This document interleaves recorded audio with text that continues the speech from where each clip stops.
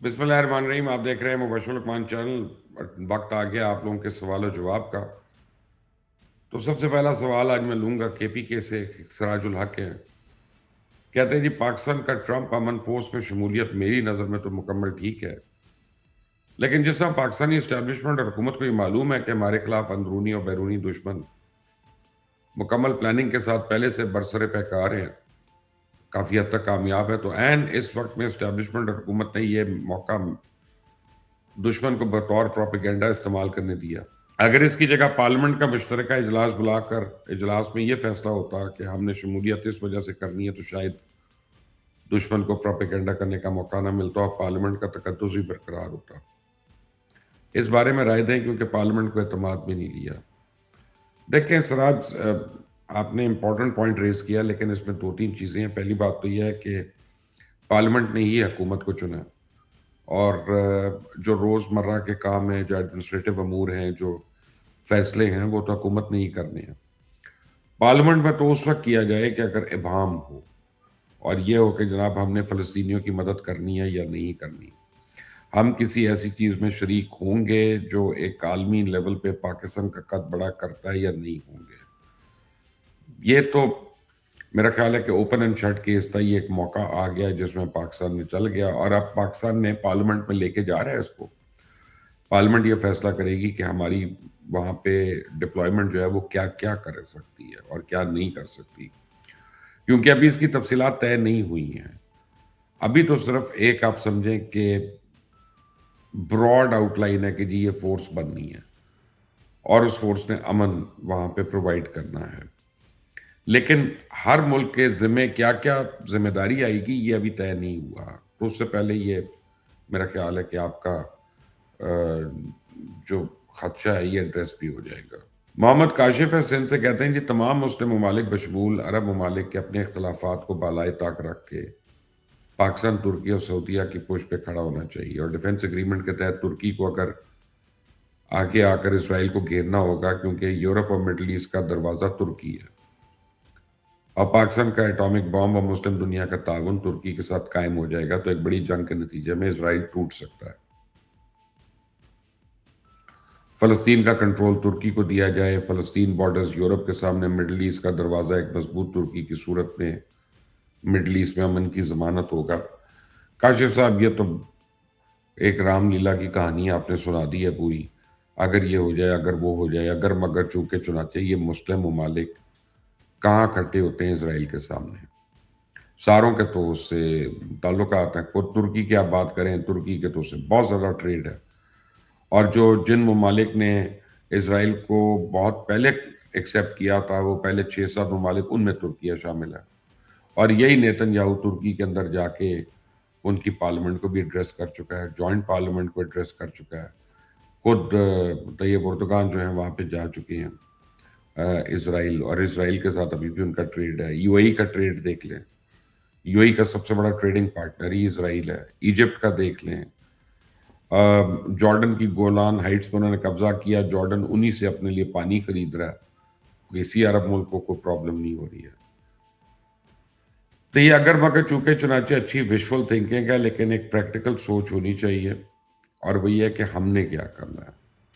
تو پاکستان نے تو صرف فلسطینیوں کا جو آپ سمجھیں رائٹس ہیں ان کو اپنے سامنے رکھنا ہے، اور یقیناً ہم ٹرکی اور سعودیہ کے ساتھ ہیں. اب یہ ہمارا ایگریمنٹ ہے اور یہ ایک امپورٹنٹ فورس ہے، لیکن بہرحال یہ کس حد تک امت مسلمہ کے لیے آگے جائے گی، اس کا میرے پاس کوئی جواب نہیں ہے، اور جائے گی بھی کہ نہیں یہ بھی جواب نہیں ہے. دیکھتے ہیں اس پہ. محمد تعظیم ہے منڈی بہاؤدین سے، ایران کے بعد اسرائیل اور امریکہ کا اگلا ٹارگٹ پاکستان تو نہیں ہے؟ یار یہ کانسپریسی تھیوری ضرور ہے اور بڑے لوگ کہتے ہیں یہ، لیکن سچی بات ہے کہ پاکستان میں اتنا آسان نہیں ہے پاکستان کو ٹارگٹ کرنا. پاکستان ترنے والا نہیں ہے کسی کے لیے، اور اس کے علاوہ پاکستان اس وقت اپنی بڑی افیکٹو فارن پالیسی چلا رہا ہے، جس میں اپنے دوست زیادہ سے زیادہ بنا رہا ہے بشمول امریکہ کے. تو میرے خیال میں بڑی امپورٹنٹ ڈیولپمنٹس ہیں. Let's see. Javed Raza Sharjah سے، اس وقت جو صورتحال ہے ایسا لگتا ہے کہ دنیا بہت جلد تیسری جنگ عظیم کی طرف بڑھ رہی ہے، آپ کا کیا خیال ہے؟ میں ایگری کرتا ہوں، بلکہ ٹیکنیکلی آپ سوچیں تو ہم شاید تیسری جنگ عظیم کے اندر داخل ہو چکے ہیں، پریلیمنری راؤنڈز اس کے شروع ہیں، اور اس سال کے آخر تک ہمیں پوری اور مکمل سچویشن جو ہے وہ ہمارے سامنے آ جائے گی۔ عامر قریشی سکر سے کہتے ہیں اگر امریکہ ایران پر حملہ کرتا ہے تو کیا ہم کھل کر حمایت کر سکتے ہیں ایران کو، یا ایران کے لیے، یا نیوٹرل رہنا چاہیے؟ دوسرا، ہم نے لیبیا اور سوڈان سے جو معاہدے کیے ہیں کہ امریکہ کو پابندی لگا سکتا ہے ہم پہ؟ نہیں، بالکل نہیں۔ لیبیا اور سوڈان پہ مشکل ہے، ہمارے اوپر کوئی ہم پابندی کے ذات میں نہیں آتے ہیں۔ اور تیسرا یہ ہے کہ ایران کے لیے ہمیں فی الحال تو ہم آپ سمجھیں کہ سپورٹ ہم ایران کی کر رہے ہیں اخلاقی طور پہ، سفارتی طور پہ، لیکن جنگ میں ہم نیوٹرل ہیں، اور وہ ہمیں نیوٹرل ہی رہنا چاہیے، میں تو یہ سمجھتا ہوں۔ بہرحال ہماری سپورٹ ان کے ساتھ ہونی چاہیے جو حوصلہ ان کا بڑھائے۔ مرزا حسین ہے پارا چنار سے، پاکستان کے بعد سمجھنا ہوگی کہ اگر ایران میں تختہ الٹا تو پاکستان کا سروائیول خطرے میں پڑ جائے گا۔ مشکل ہے مرزا صاحب، اتنی بات بھی نہیں ہے۔ نہ ایران تختہ الٹنا ایک اور بات ہے، ایران کا حکومتیں آتی رہتی ہیں جاتی رہتی ہیں، لیکن قوم تو وہیں پہ ہے، نیشن تو وہیں پہ ہے، اور ان کے یعنی آپ حکومت بدل سکتے، ایک نیشن کی سوچ تو نہیں بدل سکتے، فکر تو نہیں بدل سکتے۔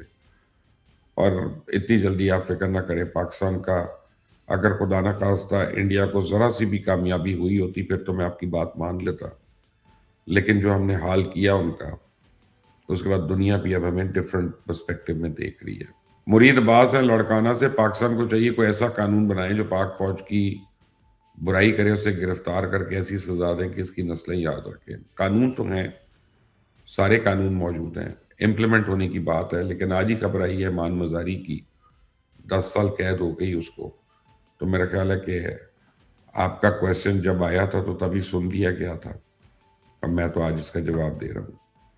اشفاق احمد ہے برطانیہ سے کہ جواد احمد کو تھوڑا کنٹرول کریں، کتنا بدتمیز ہے، اس کو خود پہ کنٹرول نہیں، کسی کی بات کرنے کا موقع نہیں دیتا، اس ساتھ پوڈ کاسٹ رکھیں، ریحان طارق کو تو بولنے ہی نہیں دیا، آپ اسے کنٹرول کر سکتے ہیں۔ دیکھیں، ہر آدمی کو رائٹ ہے کہ وہ آ کے اپنی سیاست چمکائے، چاہے وہ جواد احمد ہو، چاہے وہ اقرار الحسن ہو، لیکن یس، میری جواد احمد سے بہت اچھی سلام دعا ہے، دوستی ہے بلکہ، and he has always been very good to me.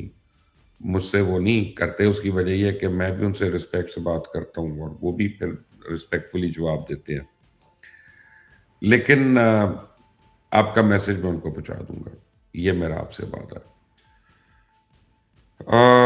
Khalid Farooq Abbott آباد سے، اب بزرگ افراد جنہوں نے مختلف اداروں میں خدمات سر انجام دی، اب گھروں میں بیٹھ کے امپلائیز اولڈ ایج بینیفٹ مبلغ 1150 روپے ماہانہ پیسوں سے وقت بیتتا رہے، یہ رقم حکومت کے خزانے سے نہیں بلکہ ممبرز کی جمع شدہ رقم سے دی جا سکتی ہے،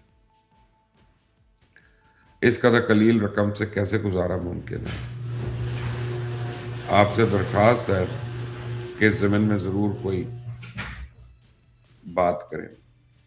ٹھیک ہے، میں آج پنجاب گورنمنٹ سے اس کے بارے میں کرتا ہوں، and then we'll take it up. آپ سب کے سوالوں کا بہت بہت شکریہ۔ انٹل دی نیکسٹ ٹائم، اللہ حافظ۔